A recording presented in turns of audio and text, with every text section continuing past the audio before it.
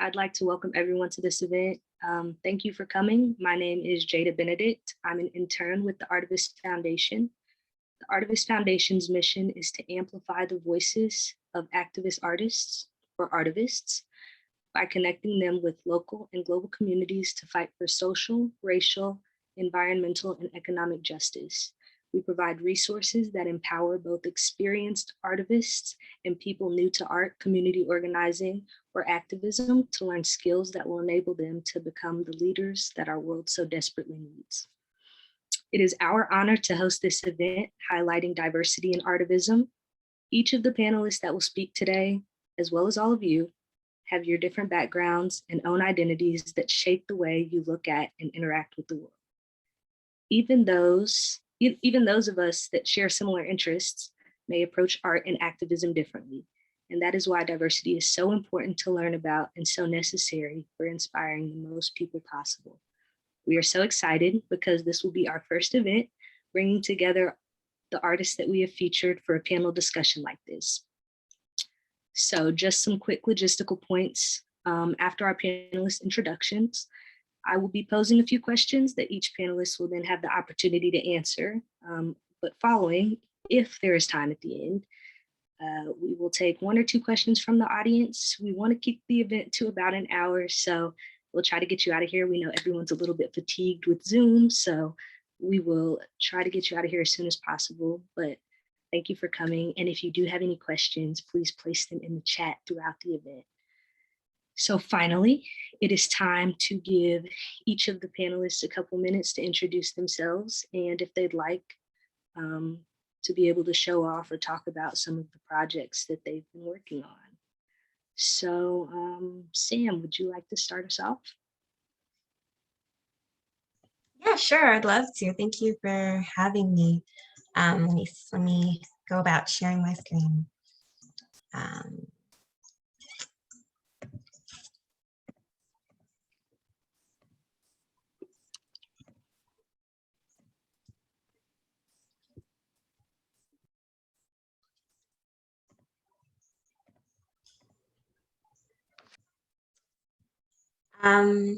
Hi, so really excited to be here. My name is Sam Modder, and I'm Nigerian Sri Lankan. So a lot of my work is really about that identity. I grew up in Sri Lanka as a Black Asian person, and I was the only Black person. We were the only Black family in my whole hometown. So I felt really out of place. I felt really large. I felt a lot of racism growing up. And so a lot of my work is about that, about reclaiming that space, about feeling comfortable in this identity and kind of being aspirational almost in a way that I couldn't feel as a child, but I tried to feel in my artwork. I mostly work in pen and digital collage. So I do my drawings by pen and then I scan them in and then I work digitally. I draw a lot of hair. As you can see, hair for me is a point of connection with other Black people, with my identity. It's self-love, it's self-care. In the most recent series of work that I've been doing, hair is a way for me to kind of process everything that's been happening. And this year I've been drawing these worlds that are just full of hair and myself, and thinking about ways that I seek comfort in my own imagination, my own world, but also kind of despair and these strong feelings of angst. There's so much to be angry about, right? There's so much wrong in this world. And I think for me, art has been a way to express that, but in a way that is hopeful, in a way that is creative, and to think about how art can imagine something different, right? It's something different for a world. This is, I guess, a series that was featured on the Artivism Instagram page. It was a window display at the Desley Gallery here in St. Louis. And it was really thinking about what it feels like to be boxed into an identity, either a racial identity or gender identity, and how we kind of respond to that, right? Sometimes we're protesting it, sometimes we're trying to get out, sometimes we're smirking, reading about it, fighting, and all of these different ways that we kind of express that. This is some of my more recent collaborations that I've done that I guess are more directly related to activism. This is a mural for the medical school at Dartmouth that I did. And these are some other collaborations thinking about how art doesn't just exist in, the museum or the gallery space, but can exist in everyday objects. So yeah, that's some of my work, and thank you so much. Stop sharing. Thank you so much. Awesome artwork. Thank you for sharing about yourself. Sterling, would you like to introduce yourself next? Sure. I'm not going to share any screen, but I just wanted to say first that I am so excited and glad to be here with Sam and Noor, Lisa. This is like incredible. My name is Sterling Spence. I am a songwriter and performer. I play with a band called Westerly, and you can follow our stuff and see our music, on all the streaming sites or whatever. And our social media handle is Westerly the band. I focus primarily on American songwriting, which I think is most interested in storytelling and protest. That medium is the one that's always made sense to me. I grew up in San Francisco East Bay, kind of with the punk rock scene at the time, and that's been deeply influential, as well as a lot of, I guess, the 60s and protest work that happened in the Bay Area. That's part of my heritage. So I think that's all I would say about myself for now. All right, well, very cool. Thank you so much for being here as well. We are excited to have you. Lisa, would you like to introduce yourself next? Oh, you're muted. Oh, there I go. All right, my name is Dr. Lisa Whittington, but you can call me Lisa, or you can call me Lisa Love, because I love what I do. If you would like to see my artwork and learn more about me, you can visit my website, and my website is lisalovewhittington.com. I'm from New York City, and that's where I also received my training. And my artwork is mainly about African-American people. I feel for myself it is very important to tell the stories of African-Americans and our experiences. And that's what my artwork mainly is about. I work in acrylic, oil, and collage, so basically mixed media. And lately, I'm working on some artwork depicting the events and stories of Tulsa, Oklahoma, better known as Black Wall Street. I have some other things coming up, working with a television show, which I'll talk about later, but I will give that to the Artivist Foundation when I'm allowed to release more. And that's me, that's who I am. Thank you. We will be expecting that new work too. I'm very excited to see it. All right, and last but not least, Noor, would you like to introduce yourself? Yeah. First of all, thank you guys so much for inviting me into the space with everyone else. I'm really excited. So my name is Noor Qwfan. I reside in the Central Valley of California. And I'm the creator of Noor's Nook, which is a creative space for me. It's where I do a lot of my art. Most of it is digital work, but in the past I have done a lot of different mixed media, painting, and colored pencil. But really my art is just, it's a reflection, I guess, of my world and what I want to express, of course, my intersectional identity. And so for me, it's really just been what I'm reacting to at that time, whether it's just my experience as a Muslim woman or my identity as a Yemeni American, currently with the war that's happening in Yemen. A lot of my work has been about sharing what I see, my beautiful, rich culture that I grew up with, and I, lived different times of my life in Yemen. And so sharing that with other people as they are becoming more aware and educated about the crisis that's happening there. And also I am a podcast producer and host. And so it's called This Muslim Girl Podcast. Just a space that I started like 2016 to elevate Muslim voices. And it's honestly just been like more therapeutic for myself to have some like really candid, honest conversations with other women. And currently I'm taking a mental health break from both of those, but I'm hoping to be able to jump back right in and just kind of continue the work that I've been doing. Awesome. Thank you so much for sharing about yourself as well. And thank you all for being here. We do really appreciate it, and we appreciate your willingness to be a part of this event. Some really cool stuff that you all are working on, and we're looking forward to seeing it. So I know some of you already shared like your pages and a little bit more about, you know, where people can find you, but I am going to post your Instagrams in the chat for anyone who wants to keep up with the panelists on social media. If you all have any other pages or websites that you want to throw in the chat as well to promote yourselves, absolutely do that. We would love for people to be able to connect with you all. So I'll just throw that in there right now. And now we can get started with the questions. So I don't want to call on you all throughout the event. I do want it to be kind of discussion style. So I do want you all to jump in whenever you feel comfortable to speak. And so I'll just get started with the first question. How do you feel diversity is important in art and artivism?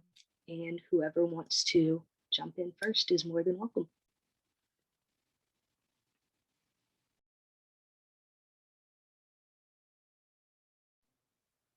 I guess I'll start. Go ahead.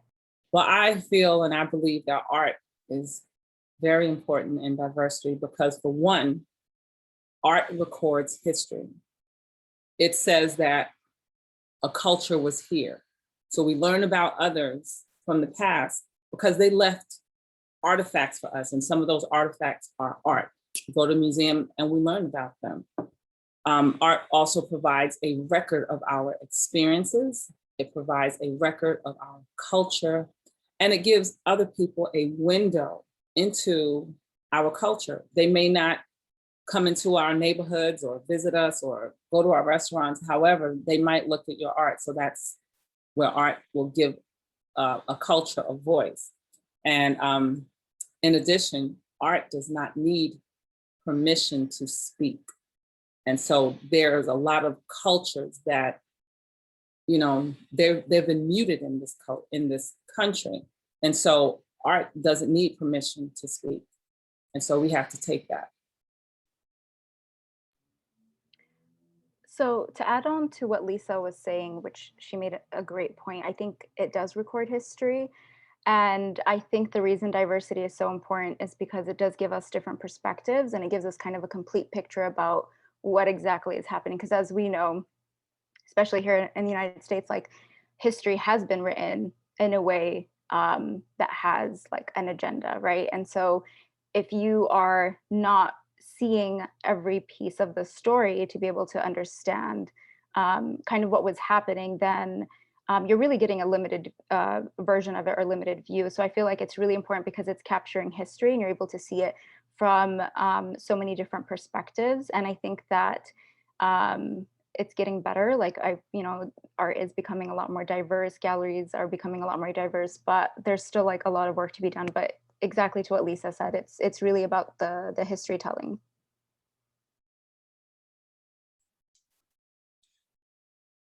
Following on that, I think I've worked in the nonprofit sphere for about the last 10 years.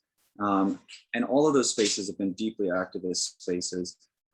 Through nonprofits, I have seen this move towards inclusion and diversity because nonprofits have not been able to function with leadership from within communities. And in many ways, I think that art has followed or is leading that.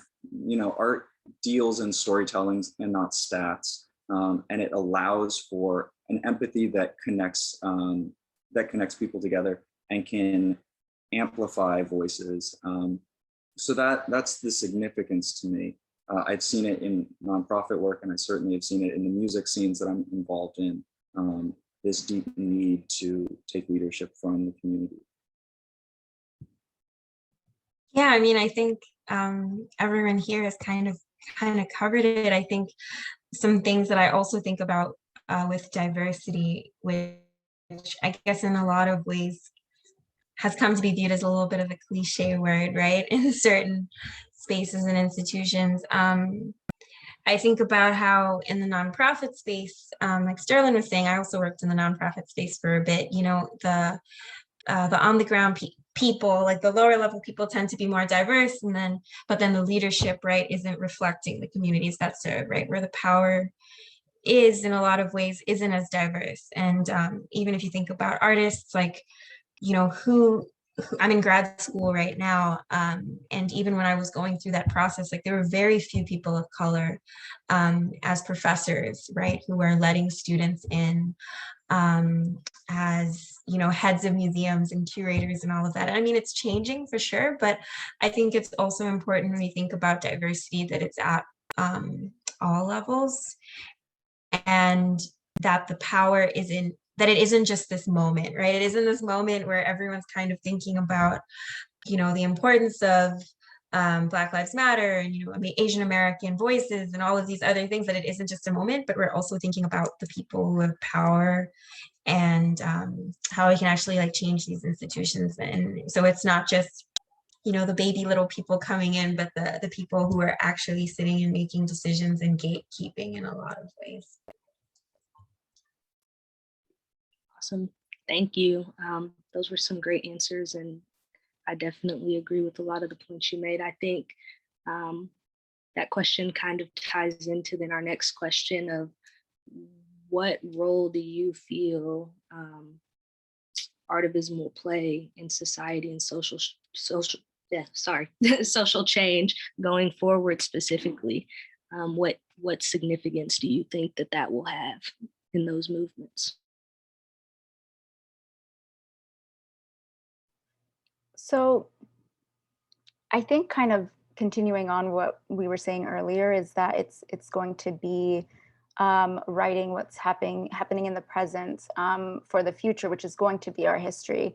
One of my favorite subjects is actually history, and so art history is one of my favorite subjects. And one of the reasons is because I'm able to look at, you know, what you might look at in a textbook, what was happening in different time periods. You can also see how artists in the art world of different mediums, whether that's music or the fine arts, how people, or theater, how people were reacting to what was happening in current events. And so I just always think that it allows it to be information to also be accessible for people to be able to consume it in various mediums. And so it's really about like spreading information, documenting history, and allowing, again, that space of diversity so that you're able to see the story being told from, you know, countless different people. In the past, you know, a lot of artists who now are famous were, you know, often very poor and not well known when they, you know, back then when they were producing their art. But we see their art today, and it tells a story of what they were going through, of what the world was like at their time. So I think it's just going to be like a continuation of that. I think I have like two thoughts on the role of art or artivism. One, I think the world is really heavy, and I think there's so much going on. And, you know, we were talking about Zoom fatigue and burnout. And I think in a lot of ways, you know, just receiving the facts and the information is a lot. And I think what, as artists, we're able to do is find ways of talking about the things that we care about, but also Hey, Sam, providing like some. you're breaking up just a little bit.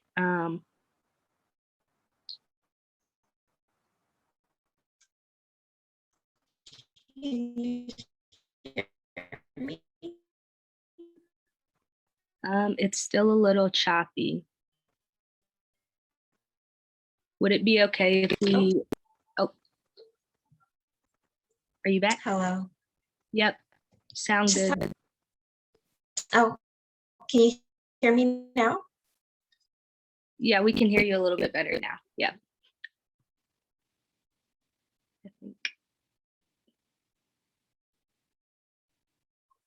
Oh, sorry, I have the worst Wi-Fi. Okay. Yeah, so healing. I will stop there and give it to one of these other lovely people. I think some of what Samantha was saying with just how heavy the world feels right now, I think what it reminds me of is this deep kind of divide that we're seeing, polarization politically or even community siloing.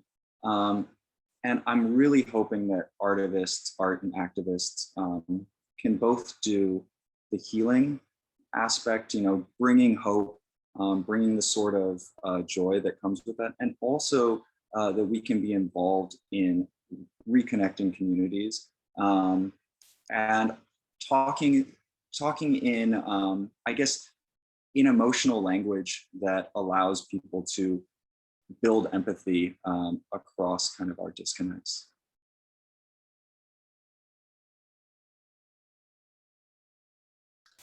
I especially like what Sterling said, especially the point about hope. We always have to have hope in what we do, and especially the things that we've been through. So on top of hope, we still have to record that history. When I think about Germany and Hitler was one of the people who, he knew the power of art. And there was a bunch of artists who were documenting what was happening. And he tried to destroy that artwork. And he forced some of those artists to paint happy people, because he knew that when people looked at the artwork, that they would see, or the world would see, what was happening in Germany. And so art is very important in documenting that history for upcoming generations. We tend to repeat history if we don't learn from the past. So we have to have a record of the past. But in addition to, like Sterling said, we still have to also offer that hope. Thank you all. I think it's lucky that we have you all that are inspiring hope with this generation and during this time, and by, combining your activism with art and, those two things that you're passionate about, and being able to spread that out in the world. So thank you all, and keep doing the work that you're doing. So my last question for you all, and I know some of you talked about it a little bit in your introductions, but just how much does your background and identity impact the art that you produce and the causes that you support?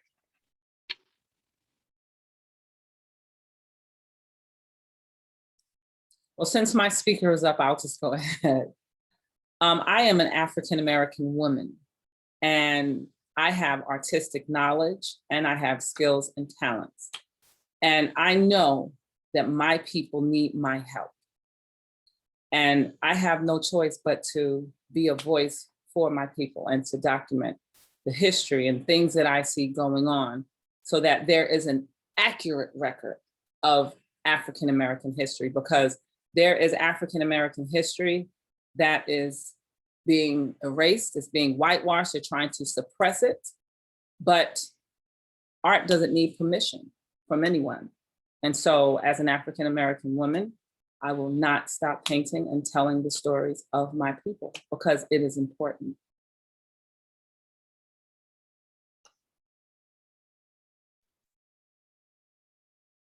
I'll jump in there real quick. I think about diversity in art often. My background, I'm Chinese, and my family came to the US both as refugees and immigrants.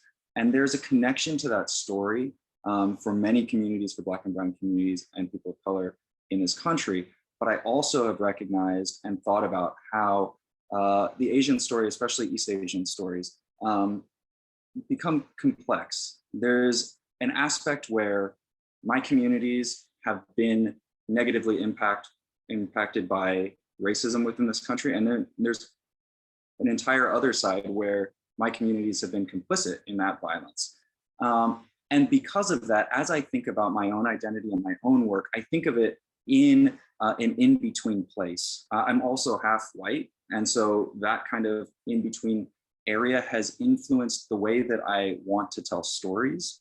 And perhaps in the things I've said before, you've heard, I am very interested in bridging communities and being in that in-between location.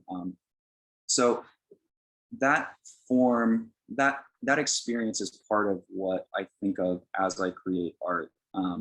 How do I stand with who I am and also create some sort of amplification of other stories and connection.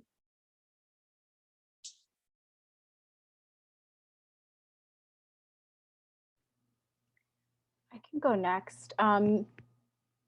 So a lot of my work, I feel like sometimes it's like I feel like I have two separate split audiences at times, just because some of the work I think is things that maybe people of my community can relate to more, like just either the Muslim community or the Muslim female community, about like our experiences. It's kind of a lot of what the content of my podcast is about as well. But at the same time, it's also trying to express some of those narratives and share that with, you know, the general public or other people, because I do think that there can be lots of stereotypes and lots of times where we don't really get the platform or the opportunity to share the experience of a Muslim woman. And really, there's like always a lot of education that I think myself and a lot of women that I know in similar spaces that are trying to educate within just our own community, whether it's the men in our community, the men outside of our community, or just everyone in general. And I think I talked a little bit in the beginning about sharing my culture and my heritage, because as unfortunate as what is happening, and as, you know, as grateful as I am that there is awareness being raised, I've always wanted to share a little bit of you know, the beauty, because it is kind of sad to just always see such heart-wrenching images just constantly on the news. And for me, it's like hard to see that, because like what I think of when I think of, you know, where I come from and the people that I come from, you know, that's not what I imagine. And so I kind of want to share that, especially because Yemen wasn't always like a well-known country growing up. Like people were always confused about where that was. And so now people know where it is, but for unfortunate circumstances. So like I kind of want to also balance it with just like sharing the beauty that I was so fortunate to experience growing up.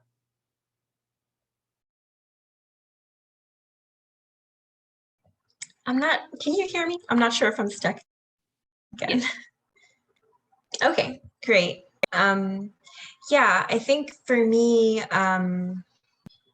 coming from also a mixed identity and experiencing, yeah, I don't know, I think really struggling a lot with my racial identity, also experiencing a lot of racism and prejudice from an early age, and then having a self-love survival. It makes me very empathetic, I think, towards marginalization of any kind. I think for me, like people and connections is everything. And so how can I, you know, serve and reduce that pain or help in whatever way? And since I like to draw, and since I love aesthetics, and since that's my passion and my talent, in the same way that everyone's saying, I feel like I need to lend those skills to the issues that I care about. And I think that our struggles are connected. And I think that there's a lot of power in that connection, right? Whether it's like all of the isms are connected, like race is connected. And so I think that the solutions and the resistance needs to be connected to. Yeah, hopefully that was, I don't even know if because everyone's frozen on my screen, but hopefully that was clear. Thank you. It was, and a beautiful answer. All of you had beautiful answers. And like I said before, we're lucky to have you all in the fight for social change and, you know, fighting for the causes that you're passionate about, and using something you love to you know, promote that. So I'm looking at the time, and I think that we do have time for a couple of audience questions. And so I'll ask the question and you all can just feel free to step in and answer if you have a response to the question. All right, so the first question, do you think about how the world will see your art while you're creating it? And do you think that that is beneficial or problematic to your process?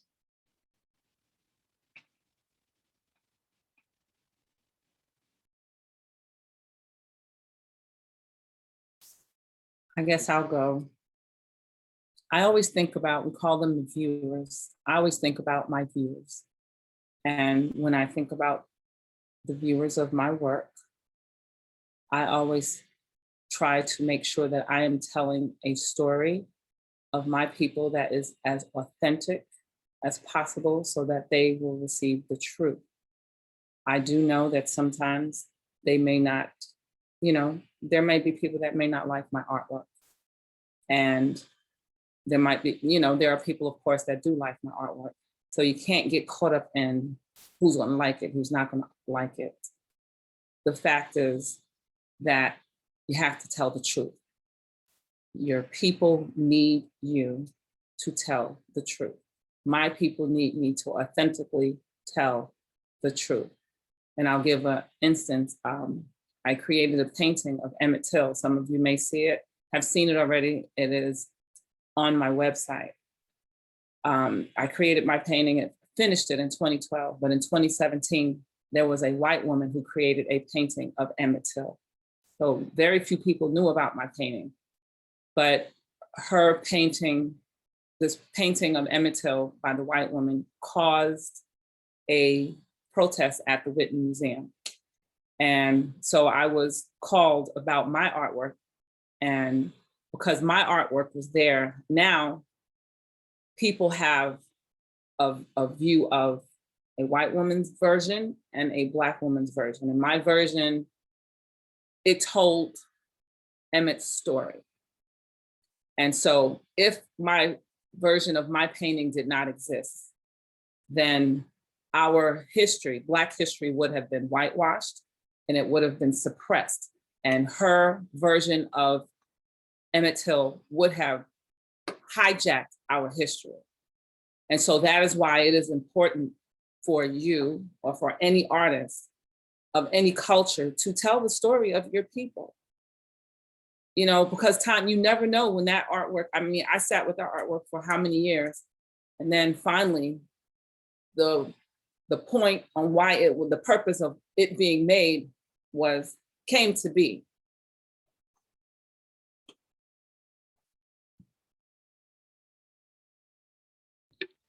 That's a wonderful answer. Did any of the other panelists want to respond? I don't want to force it on you, but I do want to give you the opportunity if you had a response. I don't know if there's any other songwriters who are, you know, listening, but when I think about protest music, when I think about that tradition of writing, I think the difference between the songwriting process for protest music and the songwriting process for other maybe pop music is that as you are writing to an audience and you are writing for a purpose. And if you don't think about the listener, then you're not creating something that can impact social change. I think it's a difference in the process that I think is really significant. I've heard many people say, like, in songwriting, you should just be authentic and you shouldn't be thinking about who your audience is. But I think that if you're trying to do protest music, you have to. Thank you for making that point. All right, so our next audience question. What are some major obstacles that you all have experienced when trying to share your work or, I guess, promote specific causes?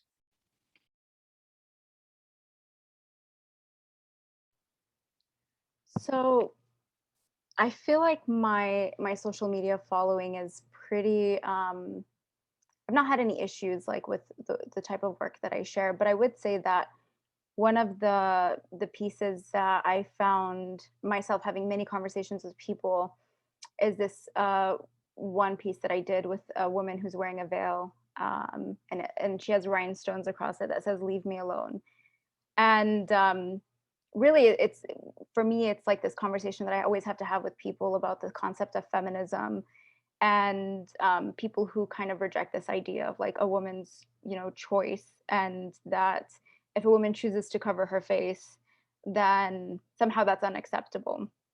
And for me, the idea is a woman should have complete autonomy over, herself, her body, what she chooses to wear. And so I feel like that was a little bit interesting.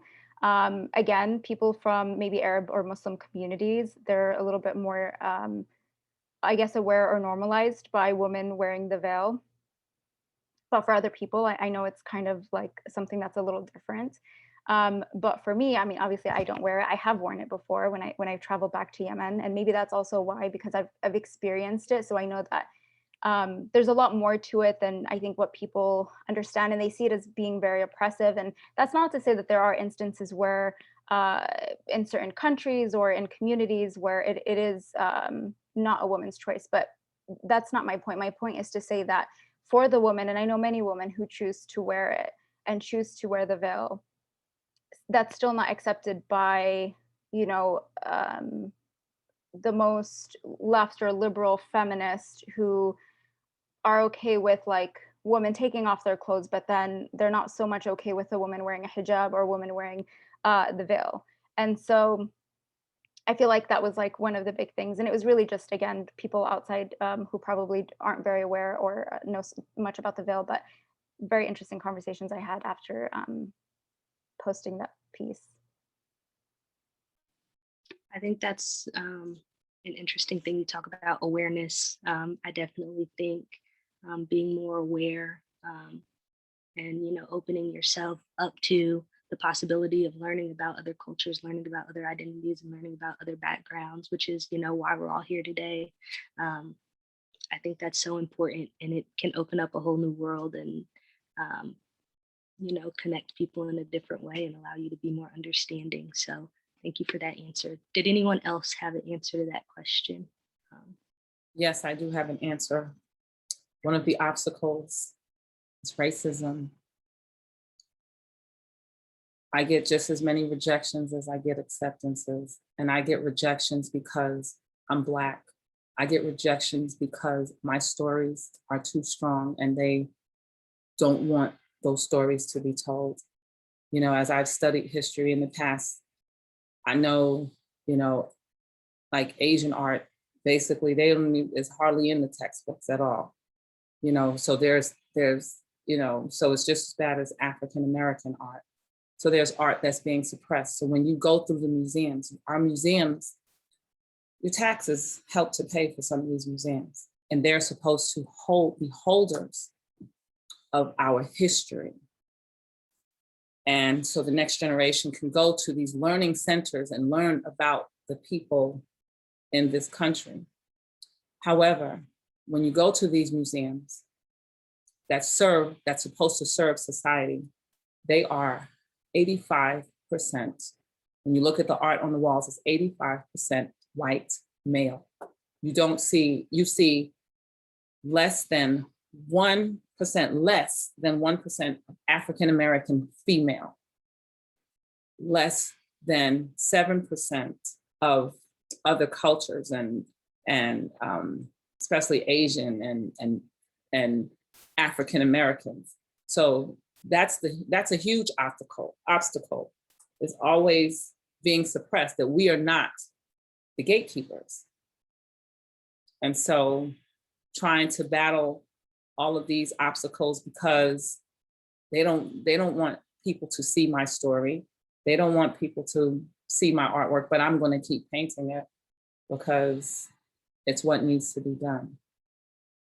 So that's the biggest obstacle for me.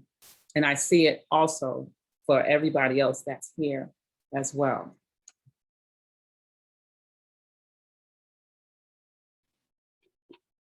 Absolutely. Absolutely. Well, thank you for that. Thank you for both of your answers on that question. I think this is going to be our last question. How do you all get involved with your causes outside of art? And how can other people get involved?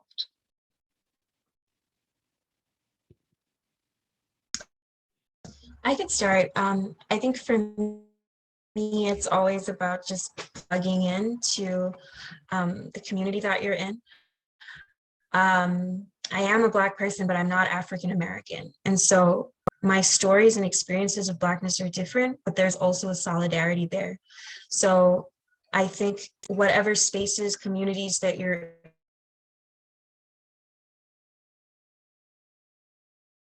in, and reaching out to the people who are from there. But yeah, I mean, I'm currently in St. Louis. I try to reach out to artists that are doing work there, and connect with different organizations that are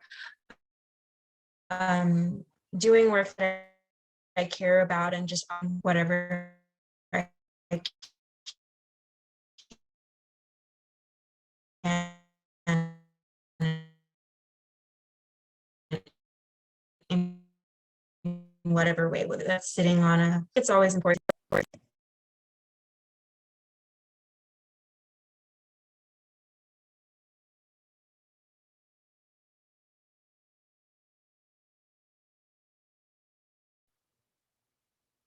But I'll go ahead and also give my point. I'll make it very brief.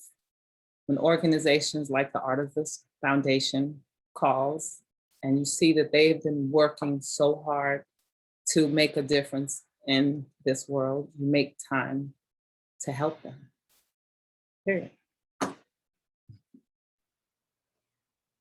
Well, I mentioned that I have a podcast, which I think is just another medium that I use to kind of continue on the conversations that I have sometimes through my art. And so that's one of the mediums I have. And I encourage anyone that loves to talk and has a lot to say. I feel like we have so much to learn from each other to start one. It's really, I mean, it's not that hard. And there's so much space for so many voices. And so it's a great platform.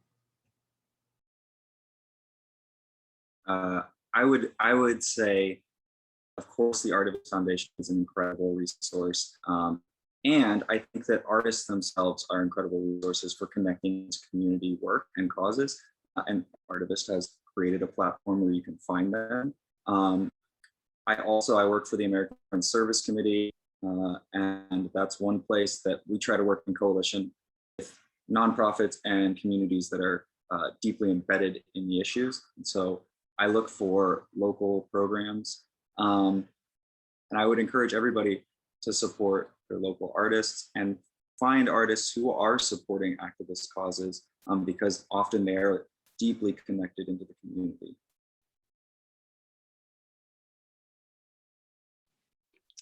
Wonderful, wonderful. I think that's going to conclude our questions for the evening. Well, actually, I guess I did want to ask if any of the panelists have any final comments or anything else you wanted to say regarding anything we've discussed tonight. I do want to give you the chance to speak if you did have anything else you wanted to say. I just wanted to say that, well, thank you. And I'm so grateful and so honored to be amongst everyone else. And I'm grateful to have met you all and heard your stories. And I follow you guys on Instagram, so I look forward to connecting more and seeing your work more and sharing your work more. So thank you. I would also like to say thank you. First of all, to the hard work that the Artivist Foundation is doing. You are doing the work, especially for this period of time. We need organizations like you doing what you're doing. And so it is highly appreciated. And to the other artists that are on the panel, thank you also for the work that you're doing. What you're doing, it takes courage. And to the audience that is here, it takes courage to continue to support artists like the ones that are here and the Artivist Foundation. So thank you. Yes, just want to offer gratitude again to the Artivist Foundation and to everyone here. It was so lovely to hear your perspectives, your voices, and to see your work. And yeah, feel free to keep in touch. I know that I'm definitely open to it. So just thank you for that, for this space, and for welcoming me into it. Also want to say thank you and say I would love to connect or reach out or learn from anybody if anyone has more questions. Well, thank you again. I know I've said thank you a million times to the panelists, but I am so deeply grateful. I know the rest of the team is as well.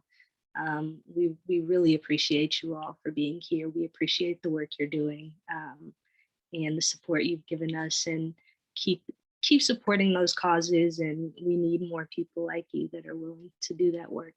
And thank you to the rest of the Artivist Foundation team for putting in the work and working so hard to make this event happen. And thank you so much to the audience members for your continued support and for taking the time out of your evening to be here and for learning more about this topic. And we just really appreciate everyone that's on this call today. And I hope that you enjoyed it. I certainly did. I learned a lot. And I hope that everyone has a wonderful rest of their evening.